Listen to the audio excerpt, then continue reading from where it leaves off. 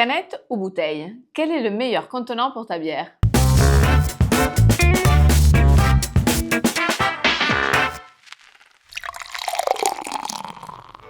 Car dans l'imaginaire collectif, la canette reste encore associée à une bière bon marché, industrielle, parfois médiocre.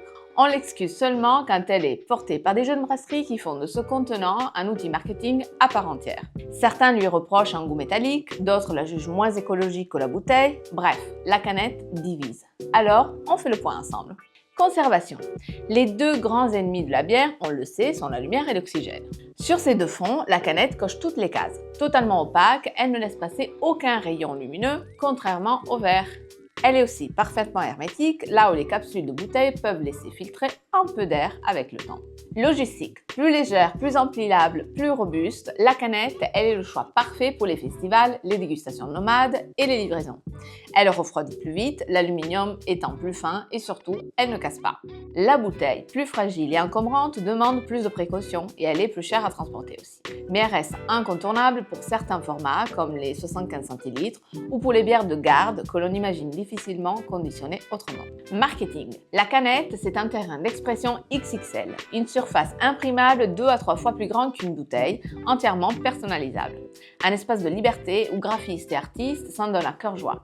Un support qui incarne les valeurs d'une marque, visuellement et sans filtre. La bouteille, elle joue la carte de l'élégance et de la tradition. Étiquette, parfois contre-étiquette, elle reste le choix privilégié pour les bières haut de gamme, les styles classiques. Moins tape à l'œil, mais profondément ancré dans l'imaginaire collectif. Et un chiffre, ça donne quoi? En 2024, la bouteille représentait encore 54,7% du marché mondial de la bière.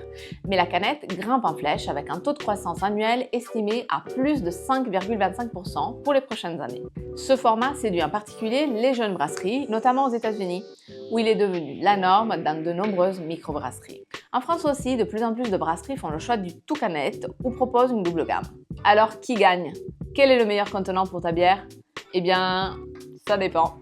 Nous avons vu comme ces deux formats ont leurs avantages et leurs limites. Derrière le choix de la canette, on devine des intentions multiples de la part des brasseries. Gagner en praticité, séduire un public plus jeune, plus mobile, plus explorateur aussi. Il ne s'agit pas toujours d'un abandon pur et simple de la bouteille, mais bien souvent d'une volonté de diversifier l'offre pour répondre à des usages variés. Rien qui ne mérite de crier au scandale. Donc, vous êtes passionné de bière? N'hésitez pas à vous inscrire à notre newsletter dont le lien est intégré dans la description. Allez, à la prochaine fois. Salut!